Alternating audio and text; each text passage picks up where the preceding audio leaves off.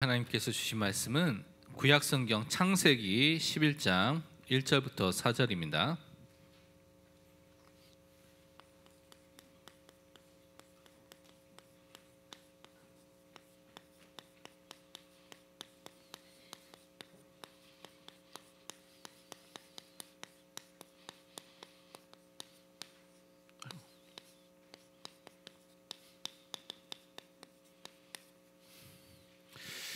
우리 창세기 11장 1절부터 4절을 우리 다 같이 함께 합독하도록 하겠습니다.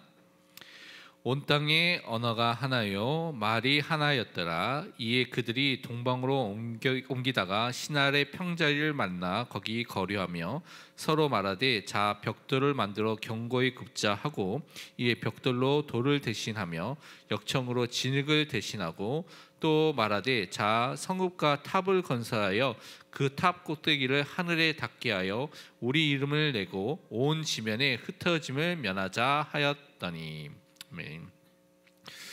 오늘 우리 창세기에 나타난 네 가지 사건에 대해서 우리 하나님의 말씀을 또 확인하면서 또 우리가 또 붙잡아야 되겠습니다. 잘 아는 내용이지만 이 말씀을 여러분이 또 깊이 보시고요, 말씀을 마음에 담는 시간이 될 수 있도록 기도해야 되겠습니다.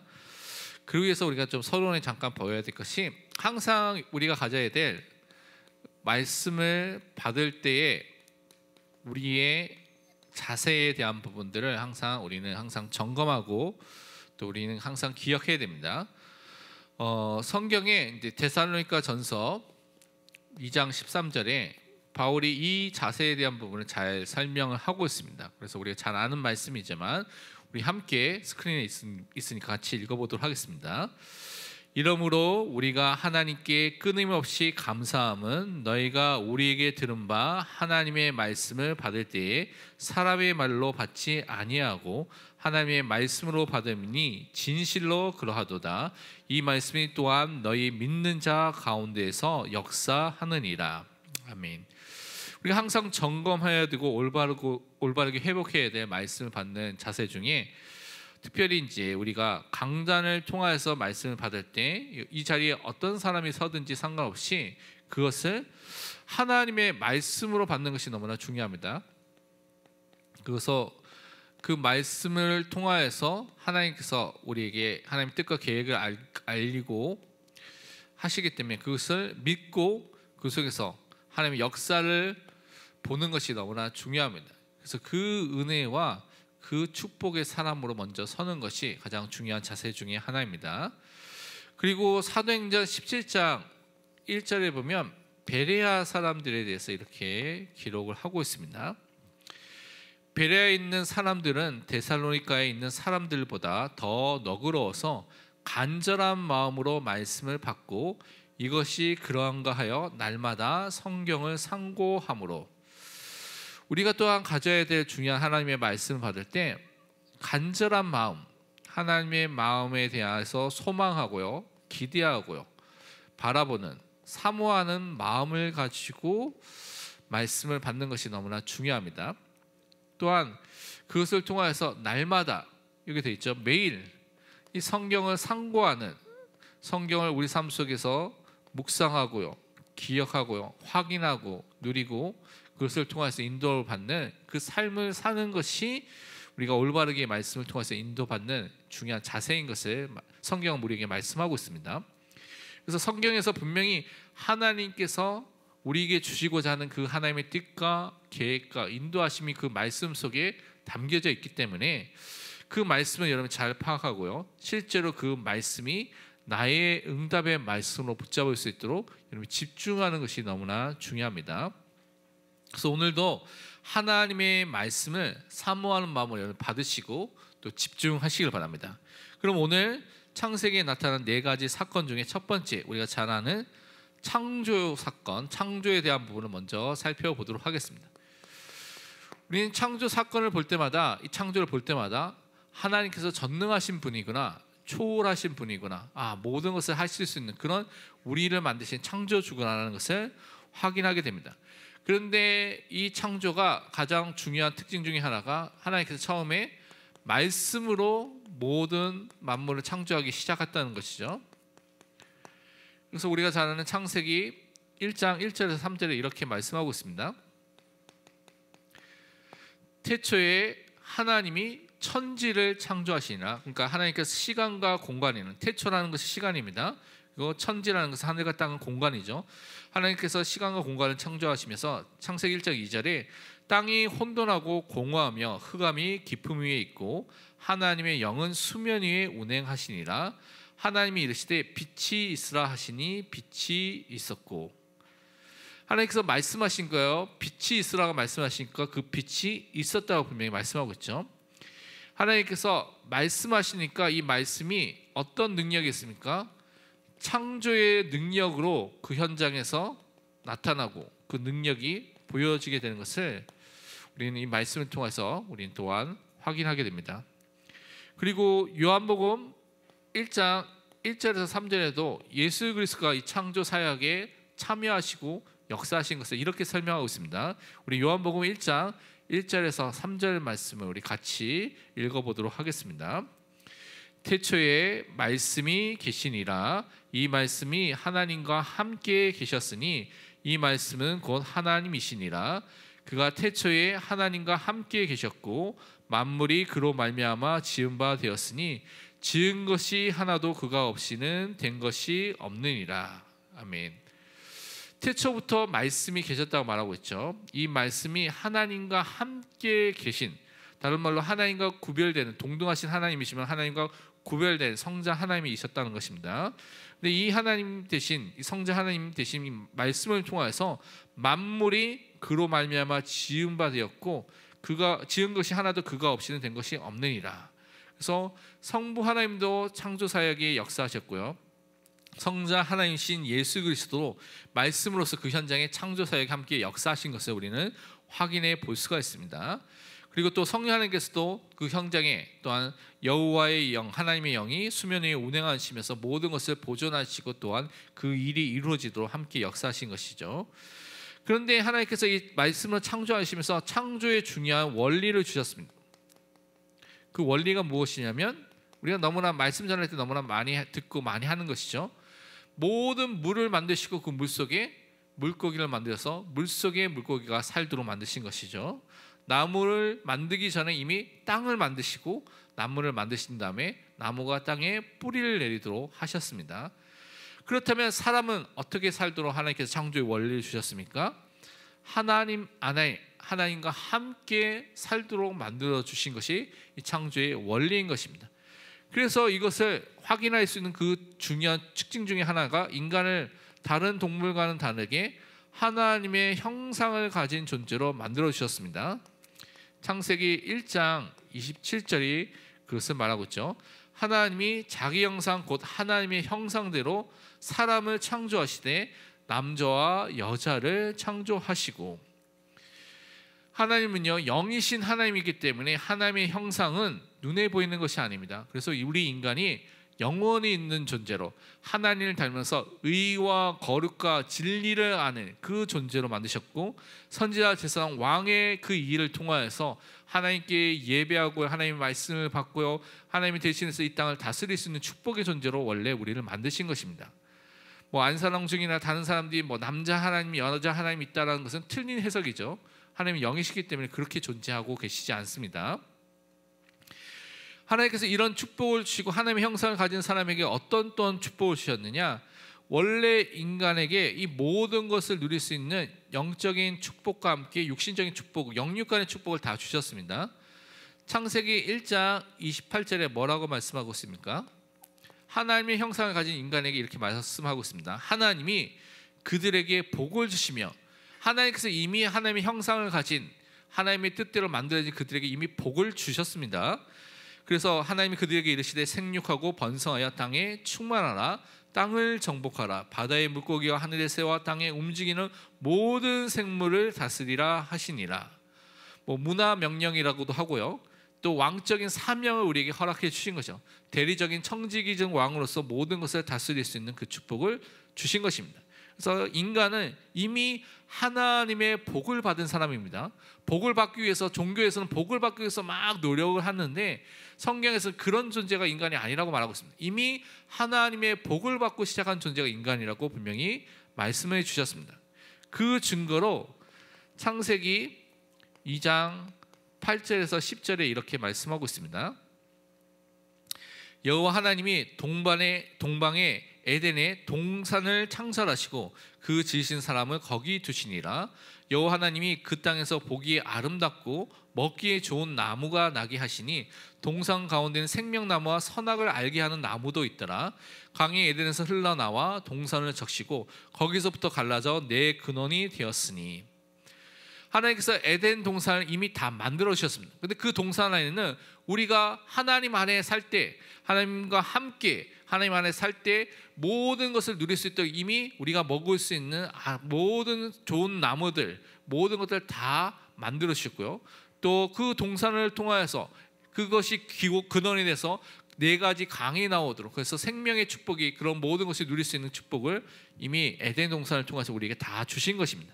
하나님께서 이미 복을 받은 인간이 육신적으로도 살 수 있는 모든 환경과 모든 것을 이미 다 만들어 주셨죠.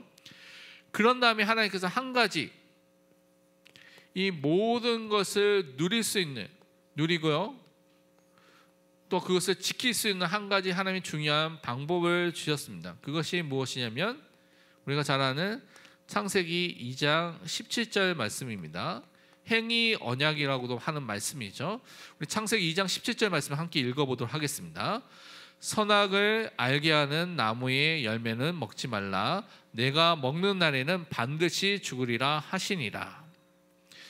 하나님은요, 인간이 이 모든 것을 하나님의 말씀 안에서 생각하고 누리고 기억하고 그 속에서 순종함을 통하여서 또 이 모든 것을 누리도록 그 방법을 주신 것입니다. 그래서 이 선악과의 언약을 통하여서, 행위의 언약을 통하여서 항상 창조 되신 하나님을 기억하고요, 우리 아버지 되신 그 하나님을 기억하고 그분의 손길 아래, 그분의 통치 아래, 그분 안에 있을 때 이 모든 것을 누리고 행복할 수 있는 존재인 것을 깨닫도록 항상 그것을 기억하도록 선악과의 언약을 주신 것입니다. 그래서 우리가 이 말씀 안에, 이 원리 안에 있을 때 행복한 존재가 되는 것이죠. 그런데 우리가 잘 알다시피 인간이 죄를 짓게 되는, 타락하게 되는 사건이 일어나게 된 것입니다. 이것은 인간 스스로 처음 시작한 것이 아닙니다. 성경을 잘 읽어보면 분명히 사탄의 유혹으로부터 시작이 됐습니다. 그러면 유혹이 있다고 해서 모든 것을 다 이렇게 죄를 짓고 합니까? 아니죠. 이 사탄의 유혹이 있었는데 인간이 어떻게 해요? 인간 스스로 자유의지를 갖고 하나님의 말씀에 대해서 불신앙, 불순종의 선택을 하게 되고요, 그것을 통해서 하나님을 거역하는 죄를 짓게 된 것이죠.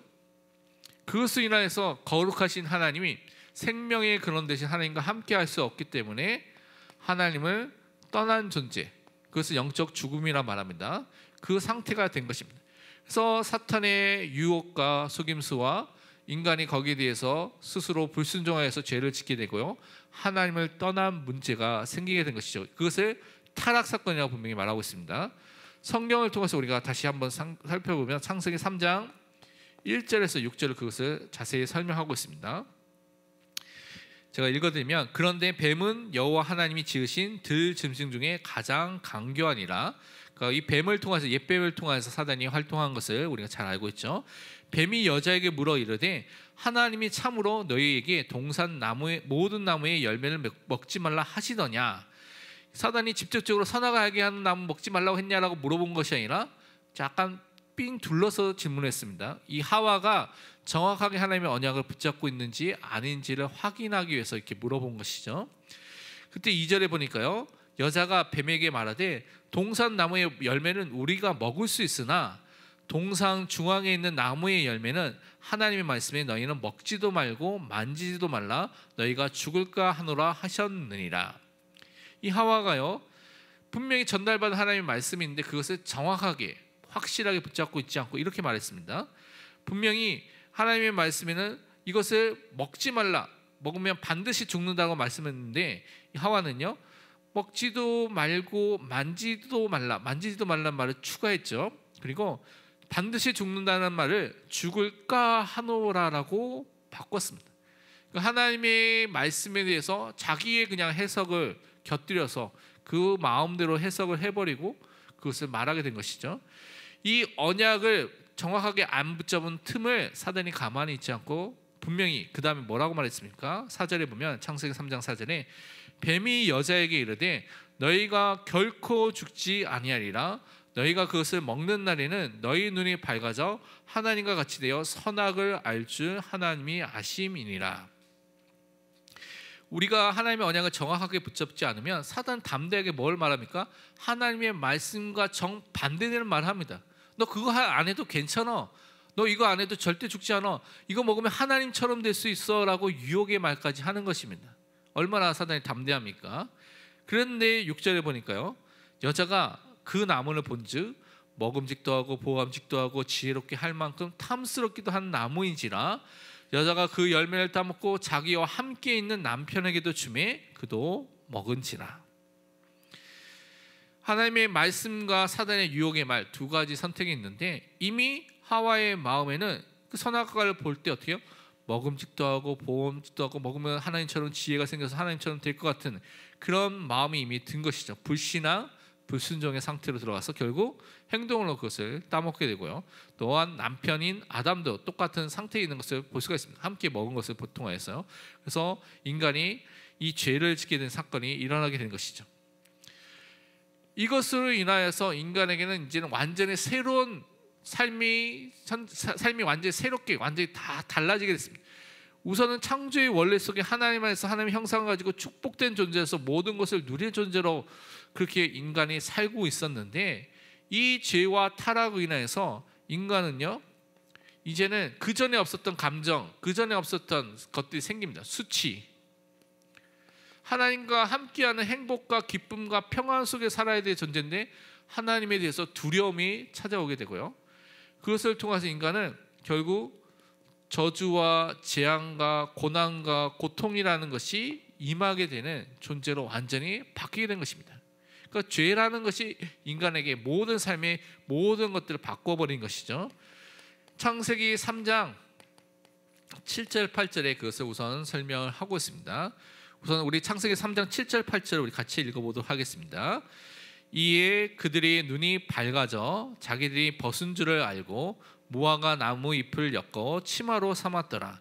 그들이 그날 바람이 불 때 동산에 거니시는 여호와 하나님의 소리를 듣고 아담과 그의 아내가 여호와 하나님의 낯을 피하여 동산 나무의 사이에 숨은지라.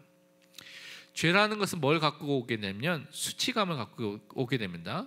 그런데 그 수치감은 인간의 노력으로는 가려줄 수가 없습니다. 무화과 나무 잎은요 며칠 지나면 다 사그러들고 말라버리고 비틀어지고 다 없어지게 되는 것입니다. 그래서 인간의 노력을 통하여서는 죄로 인하게 놓은 수치를 막을 수가 없고요. 그 전에 하나님과 교제하는 인간이 이제는 하나님의 소리를 듣고 아담과 하와가 낯을 피하여 숨었습니다. 하나님을 두려워하는 사람은 왜 죄 때문에 하나님을 두려워하는 존재로 바뀌게 된 것이죠. 그래서 창세기 3장 16절에서 17절은 그래서 인간의 받은 저주와 고통에 대해서 이렇게 말하고 있습니다. 또 여자에게 이르시되 내가 내게 임신하는 고통을 크게 더하리니 내가 수고하고 자식을 낳을 것이며 너는 남편을 원하고 남편은 너를 다스릴 것이니라 하시고 서로 돕고 섬겨야 될 가정이 이제는 무너지게 된 것이죠. 가정 관계가 무너지게 되고요. 또 해산하는 고통도 더 강하게 이제 크게 임하게 되고요. 17절에는 아담에게 이르시되 내가 내 아내의 말을 듣고 내가 내게 먹지 말라 한 나무의 열매를 먹었은즉 땅은 너로 말미암아 저주를 받고 너는 내 평생에 수고하여 그 소산을 먹으리라. 모든 현장 속에 저주가 임하게 됐고요. 또 인간은 수고와 노력과 또한 고난 속에 빠지게 된 인간인 것을 말하고 있습니다. 그런데 하나님께서는 이 인간을 이 타락의 상태 속에 그냥 내버려 두신 것이 아니라 우리에게 하나님의 해결책을 주셨습니다. 그 해결책이 무엇이냐? 최초의 복음을 주신 것이죠.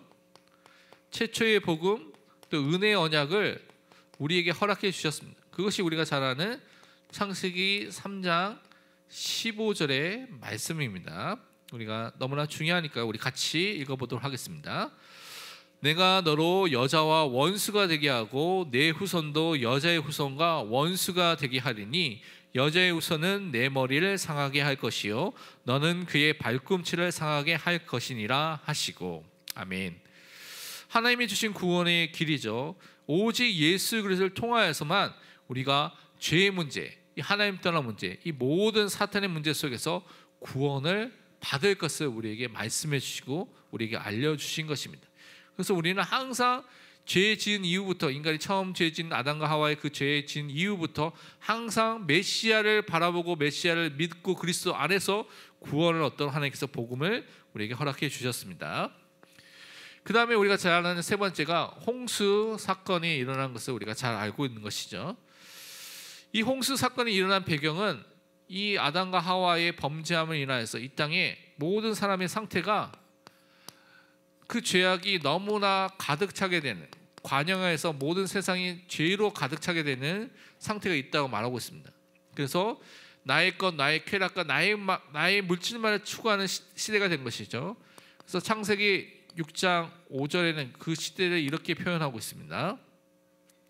여호와께서 사람의 죄악이 세상에 가득함과 그의 마음으로 생각하는 모든 계획이 항상 악할 뿐임을 보시고, 마음, 생각, 이것이 우리 마음속에 계속 있는 것이죠. 근데 그것이 항상 죄악으로서 악한 것으로 가득 찬 상태 속에 있었다고 말하고 있는 것입니다. 그래서 창세기 6장 13절에는 거기에 대해서 하나님께서 또 이렇게 설명하고 있죠. 그 말씀을 보면 이렇게 되어 있습니다. 같이 읽어보도록 하겠습니다.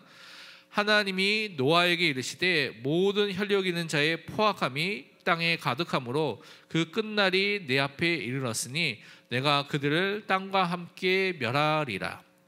하나님께서 그 죄악 때문에 뭐 하겠다고 말하면 심판하겠다, 홍수로서 그들을 심판하겠다고 하나님께서 말씀하신 것이죠.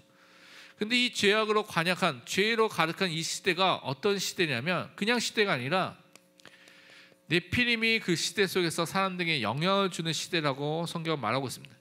창세기 이제 6장 4절에서 그것을 설명하고 있죠. 당시에 땅에는 네피림이 있었고 그 후에도 하나님의 아들들이 사람의 딸들에게로 들어와 자식을 낳았으니 그들은 용사라 고대의 명성 있는 사람들이었더라 라고 말하고 있습니다. 네피림은 하늘에서 떨어진 자라는 그 뜻인데요, 여러 가지 해석이 있지만 그 중에 우리가 따르고 있는 해석은 그 당시에 또한 악령들을 통하여서 많은 사람들이 결국 죄를 통하여서, 죄를 짓는 자는 마귀에게 속했기 때문에 그들이 네피림 시대에 사탄에게 모든 붙잡히고요, 그 고통과 저주와 재앙이 임하게 된 상태 속에 있게 된 것을 우리가 볼 수가 있습니다. 그래서 이 상태 속에서 하나님께서 그들을 가만히 두신 것이 아니라 하나님께서 그들을 구원하시고자 하는 하나님의 방법을 우리에게 알려주셨습니다. 그것이 방주이고요, 우리에게는 방주로 예표된 그리스도를 우리에게 설명해 주시는 것입니다. 살펴보면 창세기 6장 14절, 18절, 20절 말씀을 우리가 살펴볼 텐데요, 우선 창세기 6장 14절 말씀만 우리 같이 읽어보도록 하겠습니다.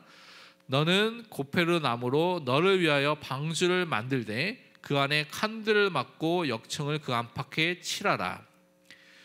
내가 사는 유일한 길이 방주라고 말하고 있는 것입니다. 방주에 들어가야 되는데 이 방주가 우리에게는 예수 그리스도 안에 들어가면 어떠한 사람이든지 우리 개인이 살게 되는 것입니다. 18절에는 뭐라고 말합니까? 그러나 너와는 내가 내 언약을 세우리니 너는 내 아들들과 내 아내와 내 며느리들과 함께 그 방주로 들어가고, 우리 가족이 살 수 있는, 우리 가문이 살 수 있는 유일한 길도 방주 안에 들어가는 것입니다.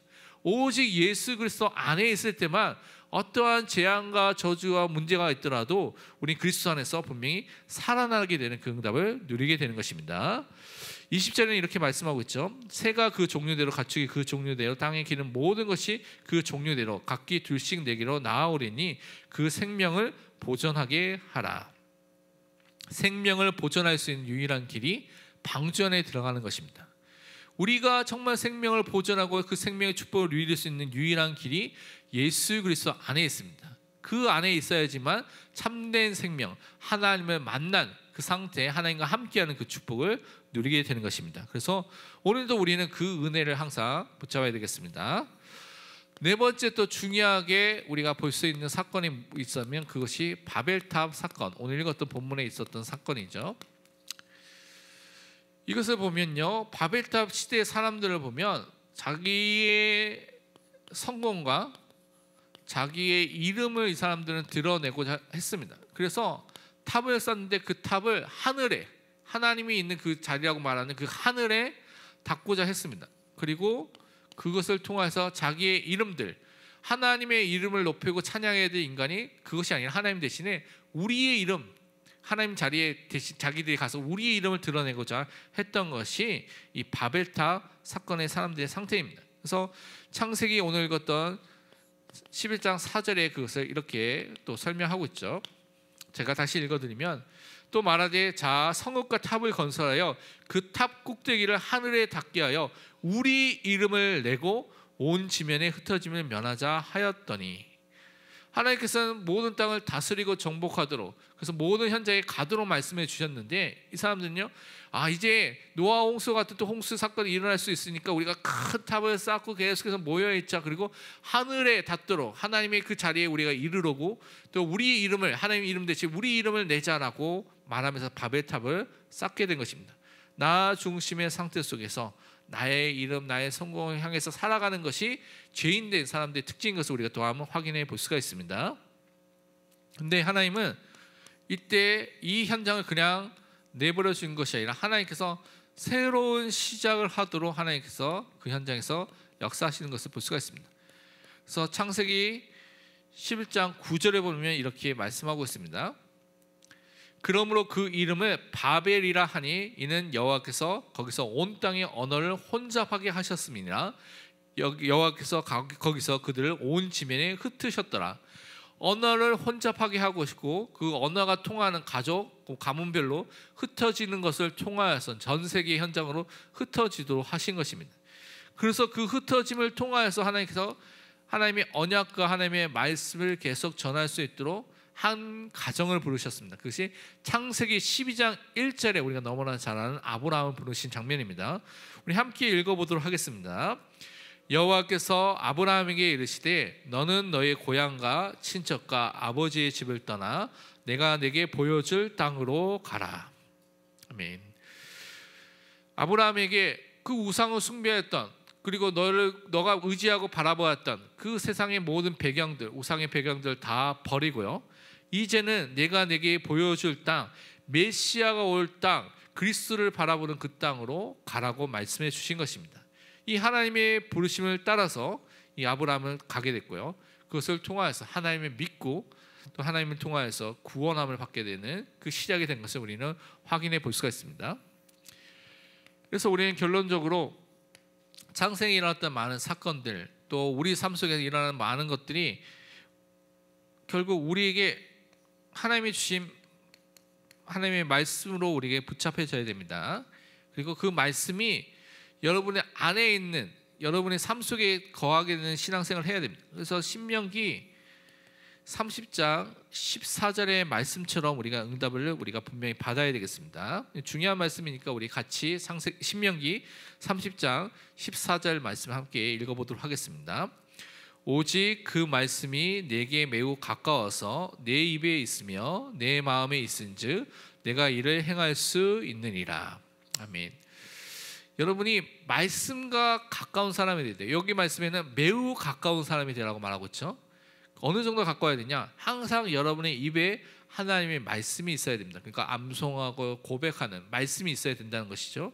그리고 여러분의 마음속에 그 말씀이 담겨진 사람, 새겨진 사람, 말씀이 묵상돼서 그것이 뿌리내어지고 체질이 된 사람으로 되어서 그 말씀의 인도함을 받고 말씀을 실천하는 믿음의 사람으로 서시기를 또한 축원드립니다. 우리 웨스트민스터 소유의 문답 94문답을 보도록 하겠습니다.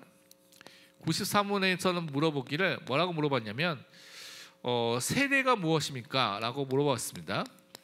그래서 그 세례에 대한 답을 우선 살펴보면 이렇게 대답을 하고 있습니다. 세례는 물을 가지고 성부와 성자와 성령의 이름으로 씻는 성례이고 거룩한 예식이죠. 그러니까 우리가 물을 통하여서 씻는 거룩한 예식으로서 지키는 것이 이 세례입니다. 그런데 우리가 그리스도에게로 접붙임되는 것과 은혜의 언약의 유익에 참여하는 것과 주님의 것이 되는 우리의 서약을 표시하고 인치는, 도장을 딱 찍는 것처럼 행하는 의식입니다라고 말하고 있습니다. 먼저는 우리가 예수 안에서 그리스도에게 접붙여 있는 그리스도와 그리스도에게 연합되어 있다는 것을 우리가 확인하는 시간이 되는 것이고요.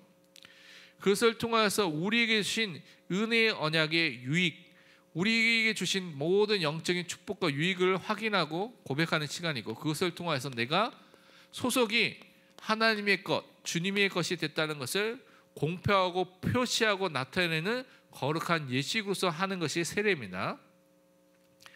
그래서 마태복음 28장 19절에도 예수님께서 분명히 이렇게 말씀하셨죠. 그러므로 너희는 가서 모든 민족을 제자로 삼아. 그러니까 모든 민족 속에 제자가 있고 그 제자들을 세웠을 때 뭘 해야 되냐? 아버지와 아들과 성령의 이름으로 세례를 베풀고, 그들에게 처음 행하는 거룩한 예식이 성례를, 이 세례를 베푼다고 분명히 말씀하고 있습니다. 성삼위일체 하나님의 이름으로서요. 그 다음에 사도행전 2장 38절에는 또 이렇게 말씀하고 있습니다. 베드로가 이르되 너희가 회개하여 각각 예수 그리스도의 이름으로 세례를 받고 죄 사함을 받으라. 그리하면 성령의 선물을 받으리니. 초대교회 때는 예수를 믿는 그 즉시로 세례를 받았습니다. 그 세례라는 것이 예수를 나의 그리스도로 고백하고 믿고 온 사람 앞에 공표한 하나님의 거룩한 예식으로 곧바로 주어지게 된 것이죠. 그래서 사람들이 죄사함과 또한 성령의 선물을, 구원함을 통해서 받게 되는데, 그것이 또 세례를 통해서 그들에게 확증되는 것들을 볼 수가 있습니다. 그러면서 로마서 6장 3절 4절에는 그리스도와 연합과 세례에 대한 부분을 이렇게 설명하고 있죠. 무릇 그리스도 예수와 합하여 세례를 받은 우리는 그의 죽으심과 합하여 세례를 받은 줄 알지 못하느냐? 그러므로 우리가 그의 죽으심과 합하여 세례를 받음으로 그와 함께 장사되었나니, 이는 아버지의 영광으로 말미암아 그리스도를 죽은 자 가운데서 살리심과 같이 우리로 또한 새 생명 가운데서 행하게 하려 함이라. 우리가 예수 그리스도와 연합됐다는 것을 사실적으로 확인하고 공포하고 표시하는 가장 중요한 예식이 이 세례입니다. 그래서 내가 그리스도와 함께 죽었고 그리스도와 함께 살아났다. 그래서 사실은 좀 더 의미 있게 하려면 침례를 하면 더 좋을 수도 있겠죠. 근데 사실은 침례하려면 모든 시설도 필요하기도 하고요. 물에 들어가는 것을 두려워하는 사람도 있습니다. 저 같은 사람은 물에 들어가면 걸어 들어갔다 걸어 나와야 되거든요. 그런 사람도 있잖아요. 물을 무서워하는 사람도 있습니다. 그래서 여러 가지 이유 때문에 그냥 그 침례하는 것도 좋지만 또 세례라는 것도 의미를 두고 하는 것이 너무 중요한 것이죠. 그래서 우리가 그리스도와 죽고 그리스도와 함께 살아나는 것을 확인하고 누리는 것이 이 세례의 중요한 의미라는 것을 깨닫고 그것을 붙잡아야 됩니다. 그리고 갈라디아서 3장 26절 27절에는 이렇게 말하고 있습니다. 뭐라고 말씀하고 있냐면, 너희가 다 믿음으로 말미암아 그리스도 예수 안에서 하나님의 아들이 되었으니 누구든지 그리스도와 합하기 위하여 세례를 받은 자는 그리스도로 옷 입었느니라. 그 믿음을 통하여서 우리가 하나님의 자녀, 하나님의 아들이 됐다고 말하고 하나님 자녀가 됐다고 말하고 있죠. 그리스도 예수 안에서. 그리고 그것이 이제 실질적으로 외적으로 교회 안에 들어오는 그런 거룩한 예식으로서 세례를 받기 때문에 그 초대교회 당시에는요, 그리스도와 합하게 연합된 그 축복을 누리는 그런 형식으로 세례를 받고 그리스도로 옷 입은 것들을 확인하는 시간이 됐다고 말하고 있습니다. 그러면 95문에서 그러면 세례는 도대체 누구에게 세례를 줘야 되냐라고 물어봤습니다. 답을 보면요, 우선은 세례는 유형교회, 눈에 보이는 교회, 로컬 처치, 우리가 이같이 모이는 이런 교회를 말합니다. 그래서 유형교회 밖에 있는 어떤 사람이든지 그들이 그리스도를 믿고 그들이 그에게 복종하겠다고 고백할 때까지 베풀어져서는 안 됩니다. 그러니까 예수를 그리스도로 믿고 그분에게 순종하겠다, 복종하겠다고 고백한 사람들, 그래서 교회 안에 공동체로 들어온 사람에게 베풀어져야 된다는 것이죠. 그렇지만 유형교회의 회원의 아이인 유아들에게 베풀어져야 합니다. 그런데 우리는 침례교는 인정하지 않지만 우리는 유아 세례도 함께 주고 있습니다. 우리의 부모님 중에 한 분 이상이 믿으면 자녀들에게 베푸는 것이죠. 그거는 우리의 언약 공동체 안에 이 아이를 언약 공동체 안에서 키우고 이 아이가 그 언약 안에서 성장해서 하나님이 원하시는 그 믿음의 사람으로 키우도록. 그래서 어렸을 때 구약에서는 할례를 아이에게 행했던 것처럼 이스라엘 백성으로 언약의 백성으로 들어왔던 것을 인정하는 그런 표시로서 했던 것처럼 우리 신약 시대에서는 그것을 할례를 대체해서 유아세를 통해서 그것을 우리에게 주는 것으로 우리는 믿고 그것을 행하고 있습니다. 말씀을 통해서 확인해 보면 사도행전 2장 41절에 이렇게 말씀하고 있습니다. 그 말을 받은 사람들은 세례를 받음에 이날에 신도의 수가 3천이나 더하더라. 예수가 그리스도라는 그 베드로의 그 고백과 그 말씀을 받고 믿은 사람이 세례를 받은 것입니다. 그것을 확인한 사람, 그 3천 명에 대한 사람이 그것을 받았다고 말하고 있죠.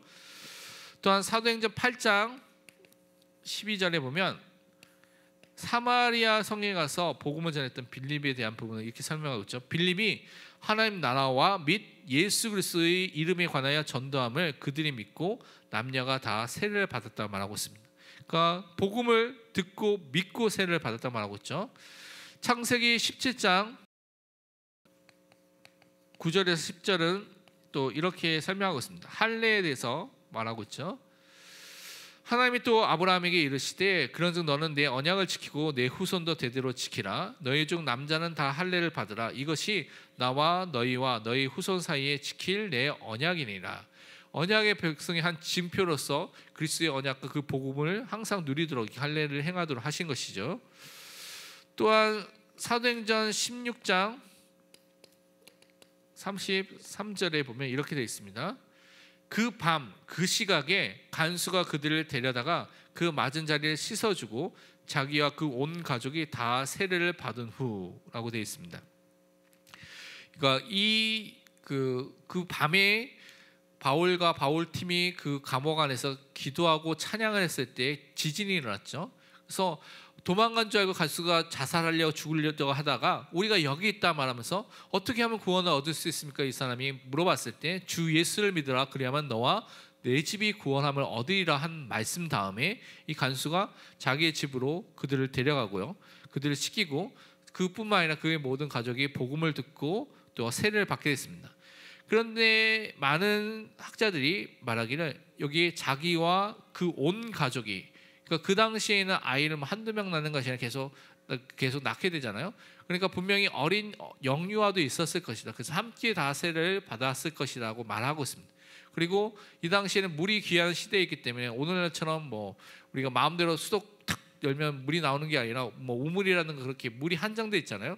그래서 이들이 받았을 때 침례가 아니라 그래서 물에 가정에 있는 것들을 이용해서 했기 때문에 아마 물 뿌리거나 물을 붓는 세례 형식을 했을 것이다라고 많은 분들이 말하고 있습니다. 그다음에 골로새서 마지막으로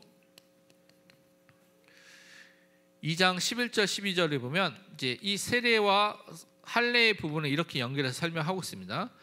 또 그 안에서 너희가 손으로 하지 아니한 할례를 받았으니 곧 육의 몸을 벗는 것이요 그리스도의 할례니라. 너희가 세례로 그리스도와 함께 장사되고 또 죽은 자들 가운데서 그를 일으키신 하나님의 역사를 믿음으로 말미암아 그 안에서 함께 일으키심을 받았느니라. 구약의 할례는요 이제는 신약의 세례로 또 유아세례로 대체됐고요. 구약에서도 유월절 만찬은 이제는 신약의 성만찬, 예수님께서 제정하신 만찬으로 바뀌게 된 것입니다. 그래서 우리는 그것을 지키면서 또한 복음을 누리는 응답의 사람으로 서야 될 줄 믿습니다.